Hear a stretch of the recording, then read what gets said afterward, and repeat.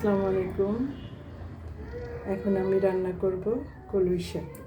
এই যে কলাই শাক কেটে নিয়েছি, এখানে আমি আদা এবং পেঁয়াজ কেটে নিয়েছি। কলাই শাক রান্নার জন্য বাজার বসিয়েছি, পেঁয়াজ এবং আদা কেটে। এটা ভাজা হয়ে গেলে আমি শাকগুলি দিয়ে দেবো। কাঁচামরিচ কুচি করে দিয়ে দিয়েছি, বাজারে হয়ে এসেছে। এখন আমি এর মধ্যে শাক দিয়ে দেবো।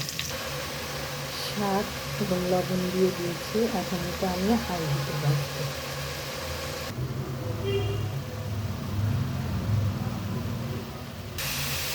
আমার কলাই শাক ভাজা হয়ে গেছে। কলাই শাক সবসময় হাই হিটে ভাজতে হয়, কম হিটে ভাজলে এটা ইয়েলো কালার হয়ে যায়, গ্রিন থাকে না। আমার চ্যানেলটাকে আপনারা সবাই লাইক, কমেন্ট, শেয়ার এবং সাবস্ক্রাইব করবেন প্লিজ।